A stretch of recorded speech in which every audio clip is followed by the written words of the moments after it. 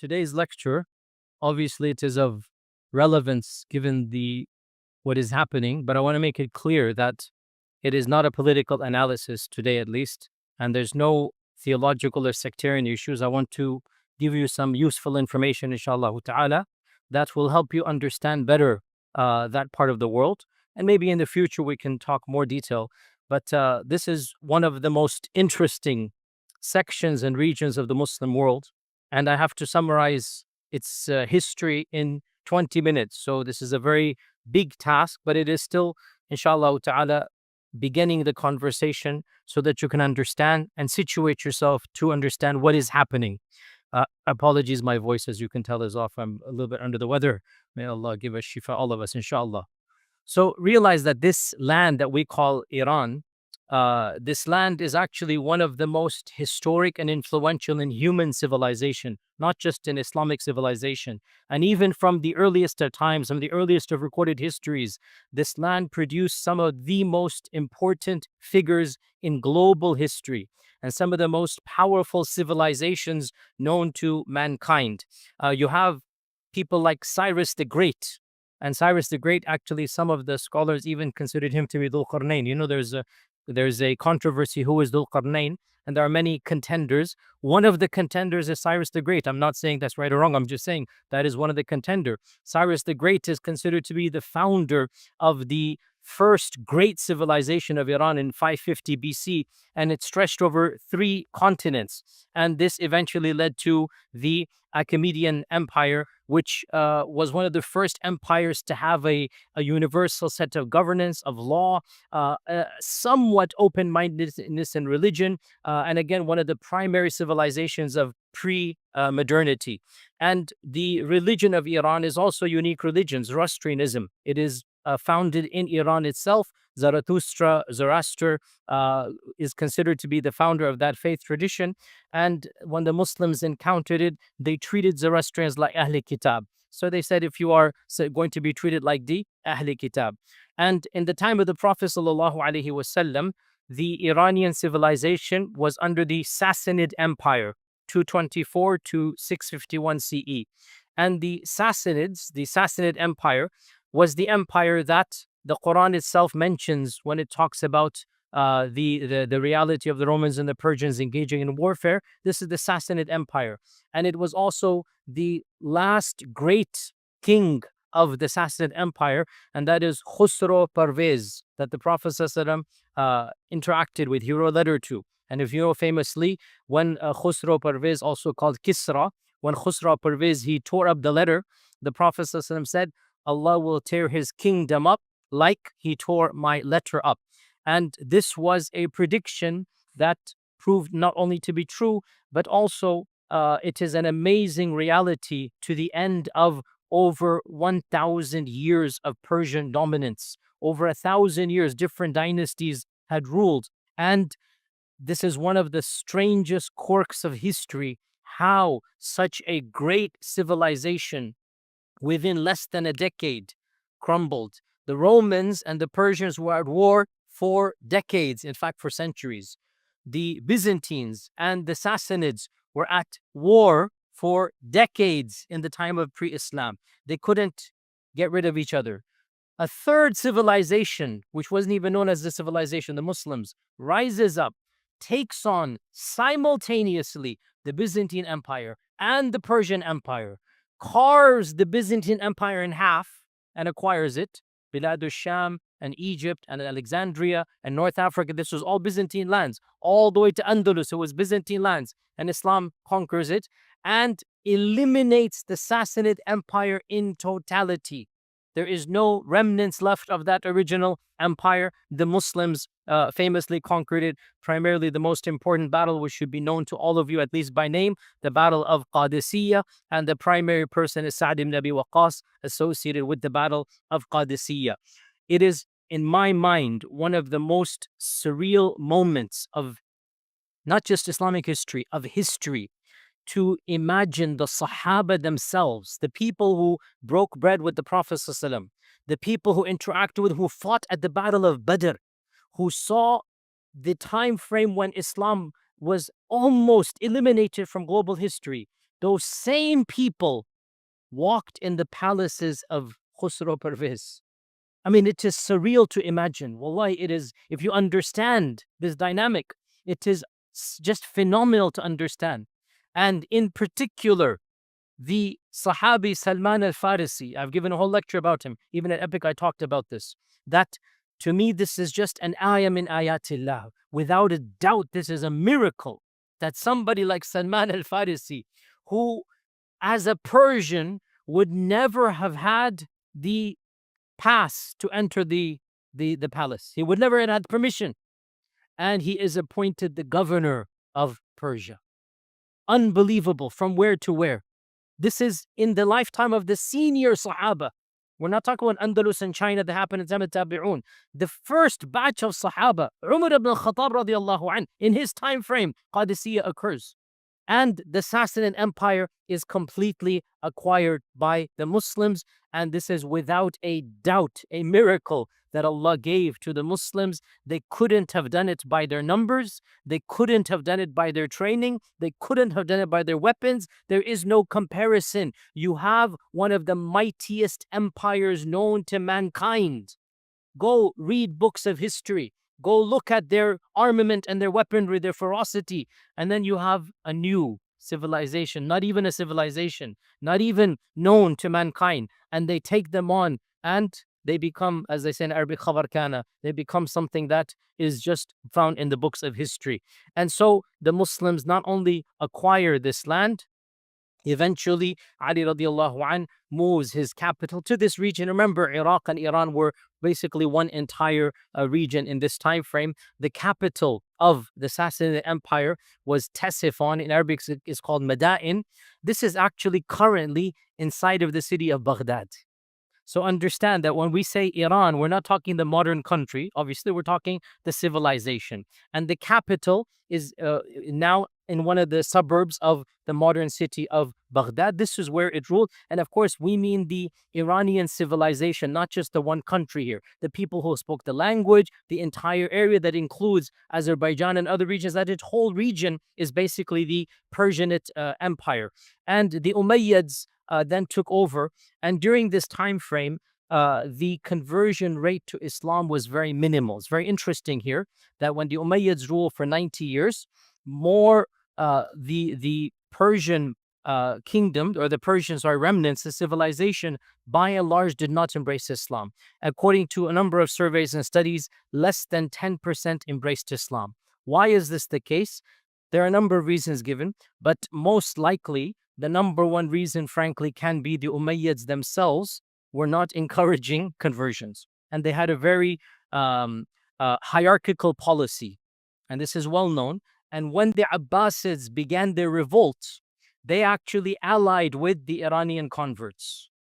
The Iranian converts and the other Muslim converts from non-Arab backgrounds, they were the main bulk of the Abbasid supporters. Why? Because one of the slogans of the Abbasids was that the Mawali are the non-Arab converts, are going to be treated the same as the Arabs, which is, of course, Islamic.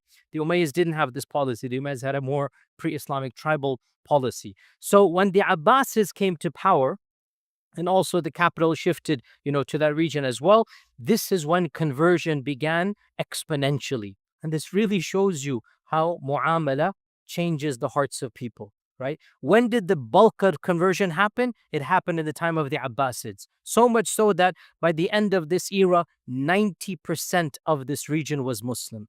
As is the case around the Muslim world, there was no forced conversion. We thank Allah, there has not been a single case of civilizational forced conversion anywhere, whether it was in Egypt, whether it was in Andalus, in North Africa, in Bilad al-Sham, in Iran. There was never forced conversion. Yes, conversion is incentivized. Yes, you get perks, tax benefits. We're not going to deny that. But nobody is putting a sword and saying convert or die. This is just a myth. And the very fact that when the Umayyads were harsher, less conversion. When the Abbasids were nicer, more conversion. It shows you what? Conversion is coming from the heart. Conversion is coming when people see the beauty and the good, and then they them embrace Islam. So by the end of the Abbasid time frame, we have estimates now. These are all modern surveys done. Up to 90% of the population had now embraced Islam. You can see almost 100% Muslim. As in all cases, there are pockets to this day. Egyptians are 10% Copt. Even in Bilad al-Sham and in Libyan and in Lebanon, others, you have the Maronite Christians, you have the Coptic Christians, Nestorian Christians. Islam never eliminated all faith traditions, and you still had Zoroastrians and Christians in Iran and Jews in Iran. You had some of the largest groups of Jewish people. Why? Because when they fled Byzantine lands, the emperors of Persia welcomed them to come in. This is pre-Islam. So you had large groups of Jewish people living in Iran as well. And when the Muslims came, they allowed them to remain as they are. It is true, many of them would not like this, and so they went to other places to get their taxes over. That's true. And that's why many Persians, when the Muslims conquered Persia, they decided, especially the rich, they decided to migrate voluntarily. They weren't forced to.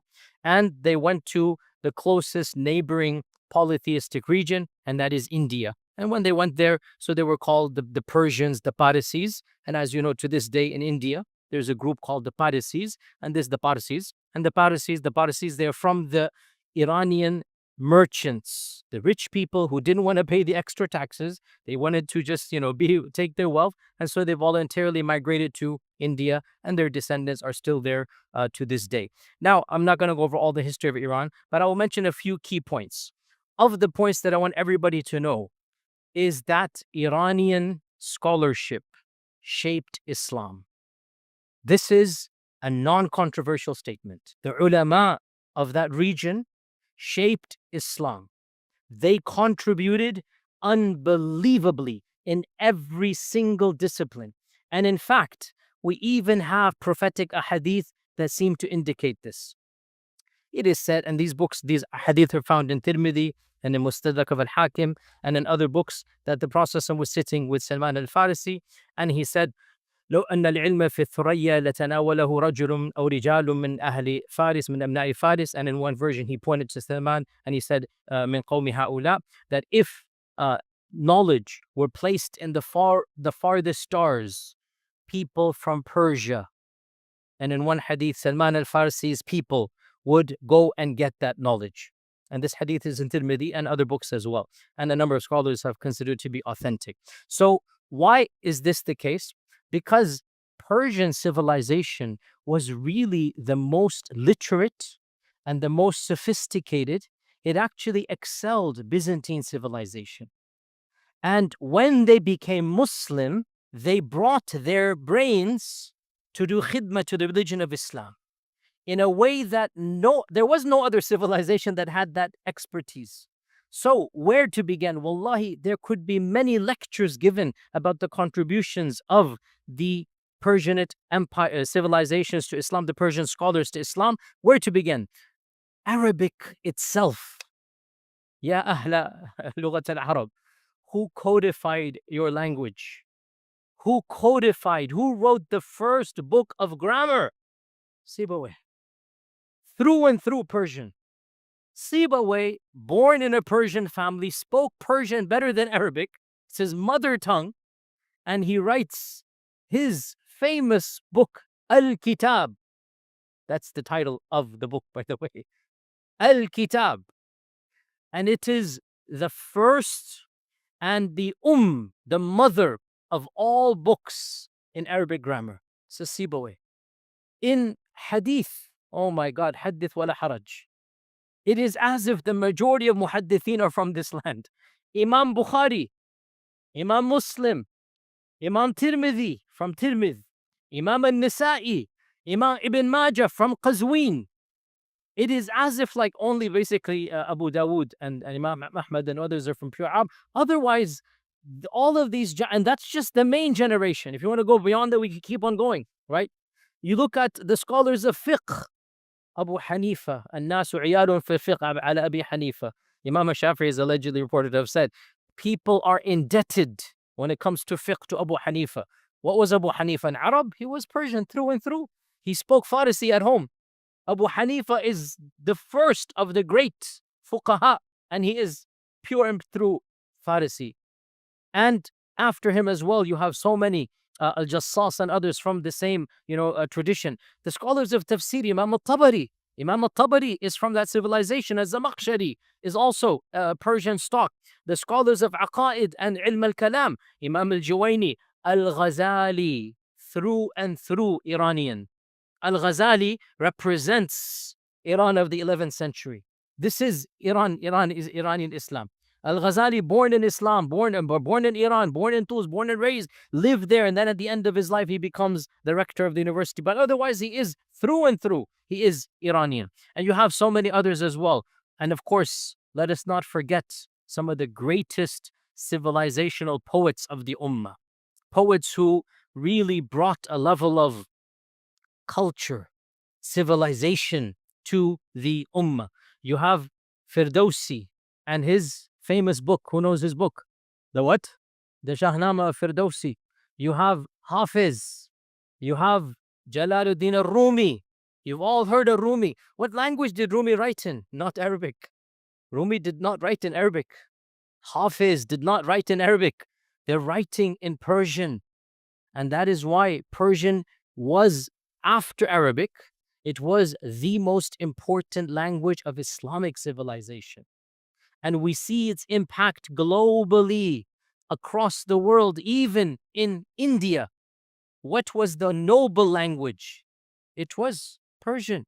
And that is why even Iqbal, a century ago, which language is he writing in? In Persian. This is the influence of the Persian civilization on Islam. We have to understand there's no civilization that is impacted, obviously, other than the local Arab and Hijaz. After, obviously, the Arabian civilization, the Iranian civilization, the Persian civilization impacted Islam more than any other and benefited more than any other. Now, all of these great names I mentioned are, of course, Sunni. Yes, Rumi and all of them were Sunni. But unfortunately, we in our minds have no idea. And we associate Iran with 12er Shiism. Now, this is a sensitive topic. I'm not getting sectarian. Literally, I'm just being historic right now. So there's no judgment. I'm just telling you what happened. The sad reality, the average Muslim is just dismally unaware that Iran was a bastion of Sunni ilm, Sunni hadith, Sunni fiqh, Sunni tasawwuf, Sunni everything. Except recently it changed. And most people don't understand the debt we owe Iranian or Persian civilization. I just give you some of the names. There's so many more as well, by the way. So what happened? How did Iran become 12er Shia? How did that happen? And again, I'm not being sectarian. I'm just being factual right now. This is literally Allah's qadr because of one man. One man. Of course, he founded a dynasty, but it is one man. One person made this decision and enforced it. And that is Ismail as-Safavi. Ismail as-Safavi. This is the person whose name you need to know when it comes to this reality. And this is relatively yesterday, 1501 CE, 500 years ago, right? For the bulk, 1,000 years, Iran was a bastion of Sunni ilm and of Sunnism. Shi'ism was not associated with this region. It was associated in small pockets in Kufa, and in other places. There was a small area as well in Lebanon. It was associated with Tashayyu' from the beginning of time, especially Kufa. It was Eastern Iraqi phenomenon. Iran had nothing to do with 12er Shiism. It was only recently. What happened? Long story short, it's a bit complicated, but the founder of this dynasty, Ismail al-Safavi, the Safavid dynasty, actually, the origins of this family have nothing to do with Iran even, believe it or not. His father, Ismail al-Safavi's father, was the founder of a messianic, cultish, extremist, Shiite, Sufi, jihadist tariqah. All of those adjectives. Literally, I'm not exaggerating. It was a bizarre cult called the Qizilbash. The Qizilbash. His father, Ismail's father, founded it. They were not mainstream 12er Ja'faris. They were not. They were their own version of Islam. If you want to look up the Bektashis, they were similar to him. If you want to look up the Turkish Alevis, they're similar to them. These are some, just esoteric group. They're called the Ghulat groups. They're a different strand. And his father, Ismail's father, founded a messianic end of times, cultish, giving bay'ah just to me, blind following, jihadist, like we're going to fight everybody that doesn't follow us, Sufic, yes, they were in their own version Sufic, and Ghulati Shi'i order called the Qizilbash. And more is messianic figure. People flock to him. They would wear a bizarre turban, and that's where they got the name Qizilbash from. It's like a red turban. They would have it. The term means red turban with 12 prongs. So Qizilbash is what they would wear. And in one of these battles, his father died. So the group took his young son and they said, "You are the next Mahdi or messianic figure because you're the son's father. You're the father of your son." So they took him far away and they protected him. They obeyed every order of his. They treated him almost like a demigod, even as a child. So he grew up with these bizarre notions in his head. When you're treated like this, even as a 7, 8, 9-year-old, when you're given those, importance, he felt himself divinely, not just protected, not just guided, appointed. And there are reputable, authentic reports that indicate he felt he is the Mahdi. He felt he is the Imam al-Ghaib of the Shia.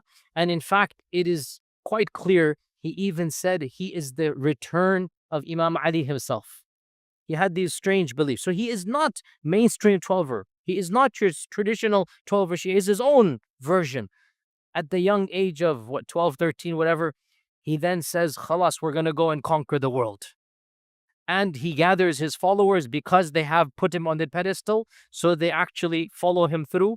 And because they're fanatical warriors and whatever the politics and the political situation, the weaknesses of the time, he manages to actually conquer a large, not he with his generals, with his large army, he conquers what we now consider to be the land of Iran. And when he enters the famous city of Tabriz, which is in Iran, Tabriz, when he enters Tabriz, he then announces himself for the first time in 2,000 years. The term has never been used. He says he is the Shah of Iran. Now, who used this term in the past? No Muslim ruler. This was something Cyrus used. This is pre-Islamic. This is not something any Muslim ruler ever used. This is a term that has nothing to do with our faith. The first Shah of Iran in the Muslim time frame is this guy Ismail al-Safavi. And at the age of 14, 15, he publicly declares, from now on, we are going to have 12er Shi'ism as the state religion. His advisor said, "Don't do this. You're going to, the people are not Shia." This is where he said, "No, Allah has sent me. I am the chosen of Allah. Allah has designated me. I am the Mahdi al-Muntadhar. I am this and that. And I will enforce 12er Shi'ism." How? This is when, again, I'm not being sectarian, but I mean, it will come off as criticism because it is criticism. What happened should not have happened. But I don't mean to inflame sectarianism simply by describing the past. One of the most brutal cases of religious forced conversion in human history took place right now. This is a reality that most people are unaware of, but it needs to be said. And any fair-minded person, I would hope, even if they're 12er Shia, I would hope they would say, this should not have been done. Even if you think that is right, the way he went about doing this is one of the most brutal mechanisms in human history. What did he do? Literally at the age of 4, and he's 14, so remember, because he's so young, fanatical, and he's been treated his whole life the way he does, so he issues a decree that immediately, henceforth, all Sunni Masajid will become Shi'i. All Sunni Madaris either shut down or become Shi'i. Every khutbah will have a section in it where, astaghfirullah for even saying this, Abu Bakr, Umar, and Uthman radiallahu anhum, we will give la'na, tabarru from them. Tabarru. And we will force all of the senior scholars to publicly do the same. And if they don't, they shall be imprisoned, jailed, or executed. And we will convert the system from being Sunni fiqh to being 12 or Ja'fari fiqh. And by the way, one thing is interesting. He kind of understood he couldn't import his extremist version of Shi'ism. So the closest thing that he could think of was at least 12er Shi'ism, because 12er Shi'ism at least had some fiqh and some, whereas his version or whatnot was absolutely unique in this regard. And this is a political statement as well. Why? Because he wants to break clear of the Ottoman Empire and of the entire, he wants full independence. He wants no ties with anybody else. How are you going to do that? You're going to do this by establishing your own faith-based system that has no parallel in the entire world. It was a political move, and we know this because he was not a 12er Shia growing up. He's not a believing 12er Shia growing up. It's a political move to maintain despotic independence. Everybody's going to be following a new system. And this is exactly what he did. That for the next 100 years, him and his descendants basically executed thousands of scholars, senior scholars, who refused to publicly curse the three khulafa.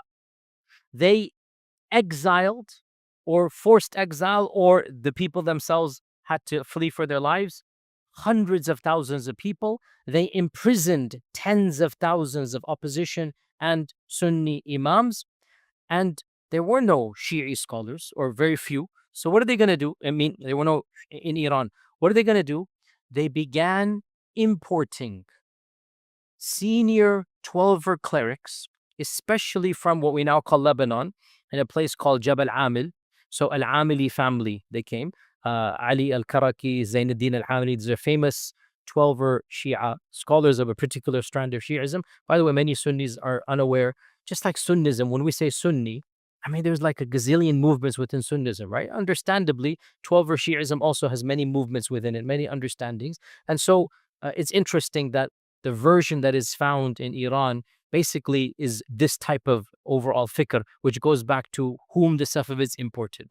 The Safavids brought in groups of clerics from this region, especially of Al-Amil region, and these people then were given full license. The country is yours theologically. Do what you will. So they instituted curriculums. They built madaris in Isfahan, in Qazwin, in Tabriz, some of which are still standing to this day. They began training their own scholars, and they effectively banned Sunnism. One simple statistic: in 1500 CE, Shi'ism was less than 5% of Iran. Just like with every city, there must be some, less than 5%. Within 100, 150 years, Shi'ism becomes 95%. This is a simple statistic. And this should not have happened. But this is why Iran is now 12er Shi'i. Because the Safavids politically wanted to break away, and they wanted full independence, and they wanted theologically no ties with the rest of the Ummah. Understandably, the rest of the world was not happy with this, especially the Ottoman Empire.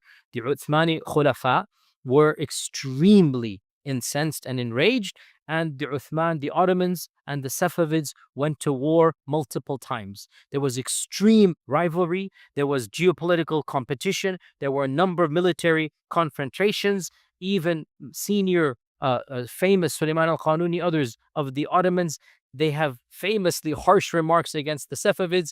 They decried the execution of these ulama.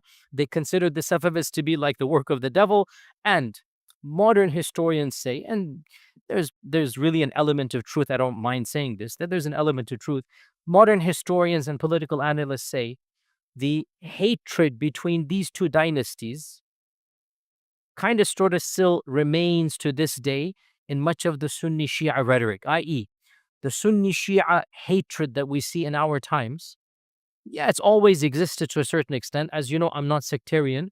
We have to disagree without violence. This is my stance all the time. I don't agree with their theology at all, but in the end of the day, we should not be physical against another person if they're not physical with us, and we have to be careful about fomenting extra hatred. And the fact of the matter is, in many times of Islamic history, that was the reality across the world. Why is there so much animosity between modern Sunnis and Shias?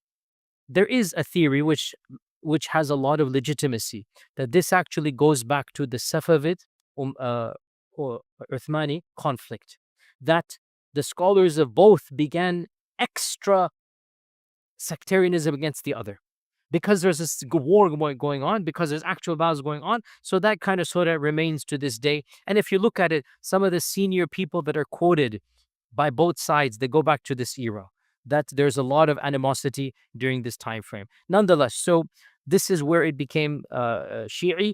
Let's skip over the next 400 years, the Nadir Shah reign and the Qajar dynasty. Let's get to modernity and then finish off, inshallah ta'ala. So in 1921, the end of the Qajar dynasty, one of the modern military generals or our young army officers, his name is Raza Shah.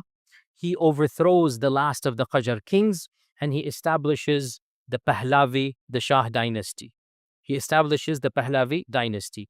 And World War I happens, World War II happens, and in World War II era, the Iranian people, they seem to gravitate towards freedoms, democracy. They want to make the Pahlavi king nominal, just like the Queen of England or the King of England now, and form a democracy. And that's actually what happens. They form a parliament. So the Iranian people now, there's a new excitement, there's a new world post World War II, and they elect the only free and fair elections in the history of Iran in 1951. This is very important. The only free and fair elections where the people are voting, candidates are saying who's going to be, and they elect their prime minister, and his name is Muhammad Musaddiq. And by all accounts, Muhammad Musaddiq is well, without a doubt, he is very educated. He is a genuine leader who loves his people. There's no question. Go read his biography. He really wanted good for his people. And he realizes one of our biggest problems is our oil is controlled directly by British Petroleum, BP. It was called something else, but it's BP that became BP. You know, BP is the largest oil company in England, BP, right? And BP had written a contract with the king. They had not first dibs, they had full rights to the oil. They would mine, they would extract, they would purify, they would sell, and then for every dollar, a few pennies to Iran. This is blatant modern colonization that happened.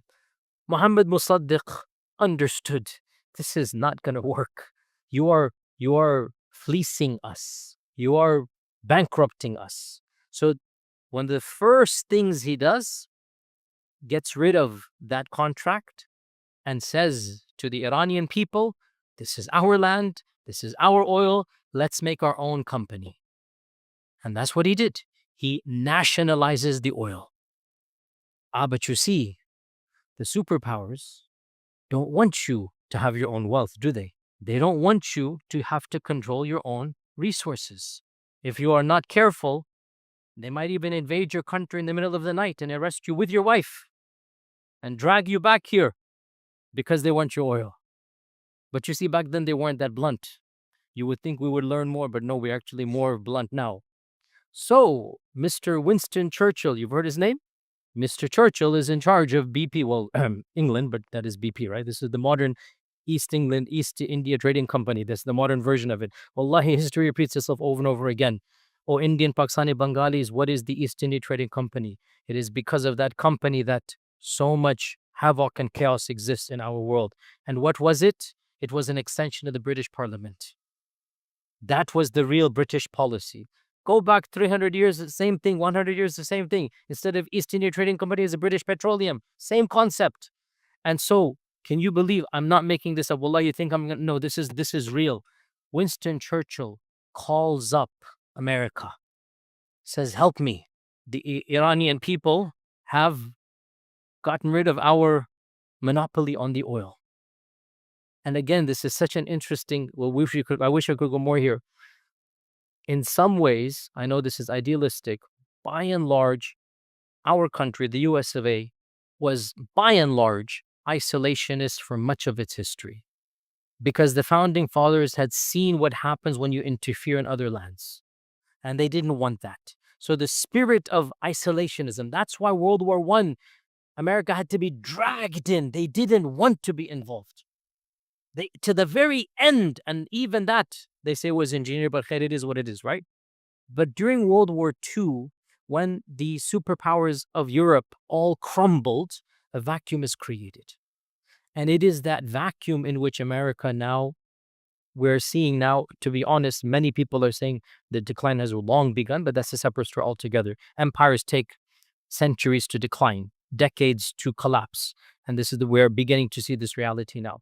So in this point in time, America is still somewhat of a neutral player, somewhat, relatively speaking. And Winston Churchill, because of World War II, is bankrupt. He doesn't have the resources that are needed. And so America decides, in conjunction with England, that they will get Iran's oil back. How do they do this? Now, I know some of you will think I'm telling you conspiracy stories. You don't believe me? Log on to Wikipedia, very, very trustworthy source. Log on to any website, go read any academic book. I'm going to tell you the absolute truth. There is no conspiracy. In fact, the original documents are also available in this regard. World War II had seen the creation of a new entity here in America. It was called the Central Intelligence Agency, the CIA. This is brand new. World War II caused America to realize we need foreign influence. And the CIA, you should all be aware, operates outside of presidential and congressional and senatorial jurisdiction. It is not, there are no checks and balances. It can do anything and get away with it. Whereas technically the FBI cannot. Technically, no organization within America can get away. You can technically, even now what we're seeing with ICE, the state is suing ICE. Minnesota is even now there's some checks and balances, right? You cannot do this to the CIA. The CIA is black box. It's its own entity. We should all know this. This is the newest American organization now, post World War II, and I'm not making this up, the first project assigned to them: overthrow Muhammad Mossadegh and reinstall the Shah with full power. No questions asked. Get rid of democracy, get rid of the parliament, and get the oil back. This was the task handed to the CIA. I'm not making I'm not making go read this. And this is called Operation Ajax, AJAX. Go look this up. Operation Ajax. So, long story short, in 1951, 52, 53, all of this time frame, Operation Ajax, along with some help from the British, but this is primarily an American thing. Here's the irony. The Brits called the Americans, wanting the Americans to help to get the oil back to the Brits. But of course, when you call in the big bully wants his share. And in fact, why would he give you any share? So I don't know how Churchill reacted when the end that, but it was not, in any case. So the CIA begins funding specific mechanisms to start fomenting the perception of hatred against Mossadegh. Again, it sounds so bizarre, but go read. This is now well known. Freedom of Information Act has made all of these documents public. By the way, who funds the CIA? Our tax dollars. Understand this point, right? Because the funding comes from American taxes, but there's no governmental oversight. There's no checks and balances. So the CIA has 10, 15 things they start doing. Of them, paying broadcasters to have their scripts of the news read rather than local journalists, i.e. controlling the media. Of them is doing things in the streets, thugs, whatnot, to destabilize civil society. You know, like accosting people, killing people, whatever it might be, like street crime and street harassment, so that people start thinking Mossadegh's not doing a good job. Of them, hire, wallahi, this is true, hire thousands of people with nominal fees, $5, $10, $20, to go protest in the streets against Mossadegh. I'm not saying anything about right now. I'm simply saying this is what happened in 50s. That's all I'm saying. The CIA paid people to go and protest in the streets to create the illusion that there's a lot of anger. And what's going to happen? It's human nature, even if you are not paid. But when you see 10,000 people chanting something like, yeah, maybe they're right. Yeah. And you get swept up as well, right? You create the circumstances. And in that, after, all of this, what is said and done, in the end of 1953, the Shah issues an executive order similar to Hitler 20 years ago in order to achieve stability, in order to shut down all of this chaos. You have to give me my rights back. I have full control. I abolished the parliament. And for the sake of your peoples, your safety, I have to be your king as a real king. And I'm going to arrest Mossadegh. I'm going to execute 2, 3, 4 people were executed, right? The other ministers, whatnot. Mossadegh dies under house arrest. They didn't actually execute because he was too popular. Believe it or not, he was so popular that they didn't actually want to execute him. So they kept him in house arrest until he died. And then from 1953 until he was deposed in 1979, the Shah of Iran, who was the son of the founder I told you about, the Pahlavi, it was his son. The Shah of Iran rules Iran with one of the most brutally repressive regimes of the last century, with direct aiding and abetting of America and England. Because why? As soon as he arrests Mossadegh, what do you think happened to the oil? BP didn't get it.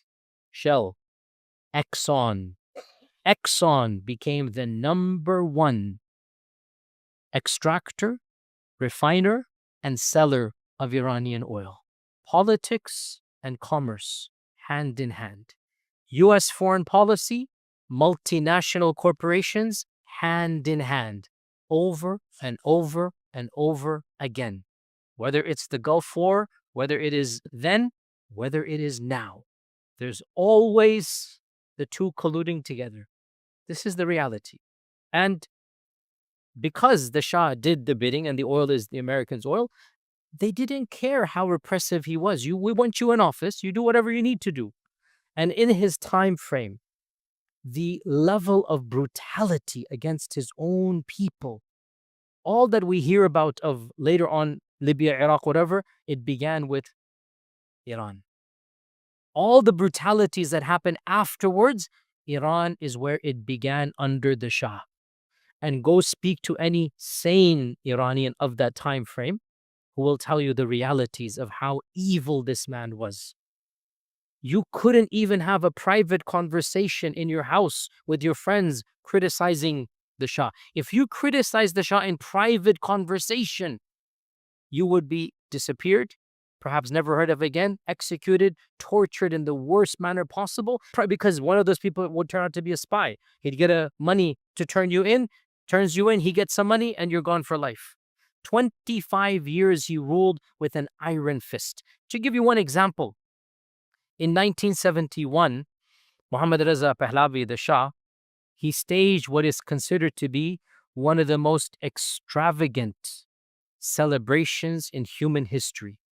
It was his birthday, and it was coincidingly, he said, the 2500th anniversary of the Persian monarchy. So he threw a birthday party, the likes of which the world has never seen. It is estimated he spent over $300 million of that time frame's money, which is probably $1 billion now. He invited every world leader. The guest list is just unimaginable, a who's who of royalty. And he created an entire city and a whole week long of events. And you can see video footage of it, while his own people right outside were starving for food. What is going to happen when you spend like $1 billion on a festival? All the kings and queens and all the rich are inside, and the people barely have food to eat. What do you think is going to happen? In this climate, and again, I'm not taking sides, but I understand exactly why it happened.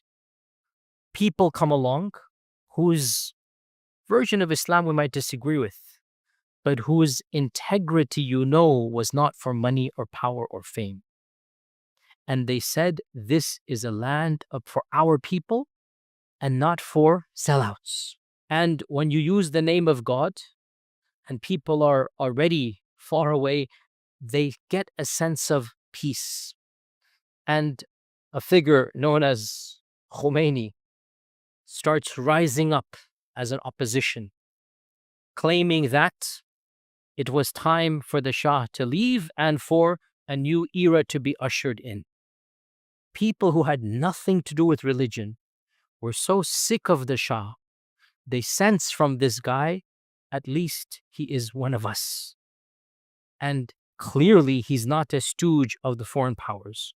Again, we have our strong disagreements theologically, but understand, in the late 70s, the average Iranian was pro-Khomeini. Understand this point.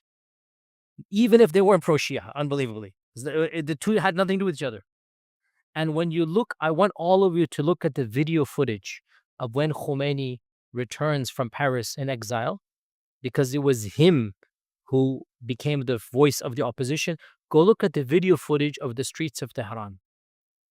Non-hijabis are cheering for Khomeini because they have no idea what's going to happen. Clean-shaven men who have probably never prayed for years are going berserk. Return of the Khomeini. They think now is the good era coming in.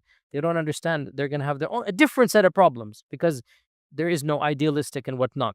Nonetheless, you have to understand one thing, that the antagonism that the people had towards the Shah was also the antagonism they had towards America at that time frame.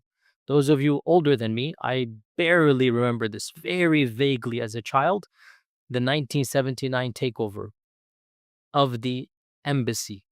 It didn't come out of thin air. There's no justifying, but understand why were people angry? Because that was the time when the reality of the coup of 1953 became public knowledge. Everybody knew America was the one who put the Shah in power and who kept him in power and who was behind all of this repression. That's why the anger exists. It didn't come out of thin air. It's not that Iranian people are born with the DNA against America. There are socio-political reasons for that anger. And that anger was manifested in what happened with the takeover of the embassy. And of course, Jimmy Carter lost his presidency because of that. Again, it's interesting how it all relates together. The American public was never told, and they still don't know about the role that they played in Iran, even though it's public knowledge, but it's not taught in the curriculum. And one thing leads to another. But here's the point I want to conclude on this. Whenever people rule in the name of Islam, their policies become equated with the religion of Islam. It is never a wise thing to do this. We see this reality around the globe, whether it's in Sunnism or it's in Shiism. When you rule in the name of Islam, any mistake you make is associated with the religion. And this current regime, even though without a doubt we are not sympathetic, I'm not sympathetic towards them, but what makes it more difficult is that their incompetencies and their problems have actually led to people hating the religion of Islam because of them.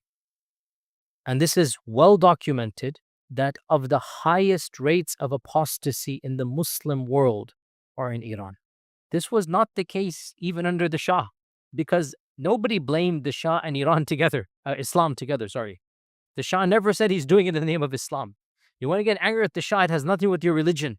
But when you have an Ayatollah, when you have a religious cleric ruling in the name of religion, or you have another group, whether they're in Afghanistan, whether they're anywhere else, ruling in the name of religion, their policies, when they fail, in the eyes of many people, it becomes a failure of religion. And so this is why we are seeing in YouTube such anger even against the religion, a'udhu billah. There is no excuse for what these people are doing. You don't burn the mosque, but this is their crazed mentality. Bottom line, I don't want to become political analyst here. Simply understand that History teaches us we should not be naive and take things at face value. History teaches us, generally speaking, superpowers are involved in engineering things. Generally speaking, they never learn. They think that by getting somebody in office that will like them, that will do their bidding, this will be better for civilization and society. But always it turns out to be for the worst.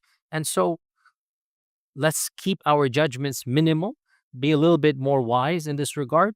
And the main thing is we pray for the safety and the security of innocent people who unfortunately are always the one that pay the heaviest price for the games that take place at the political level. The games that take place between the politicians, they don't pay the price because they will pay it in the akhirah, by the way. Who pays the price in this world? The innocent people. So we ask Allah to protect the innocent people. We ask Allah Azza wa Jal to save the lives of all those who have nothing to do with the evils of reality, and to deal with those that are involved in fitna and fasad, to deal with them this world before the next. And inshallah, maybe later we'll give more political analysis. Wassalamu alaikum wa rahmatullahi wa barakatuh.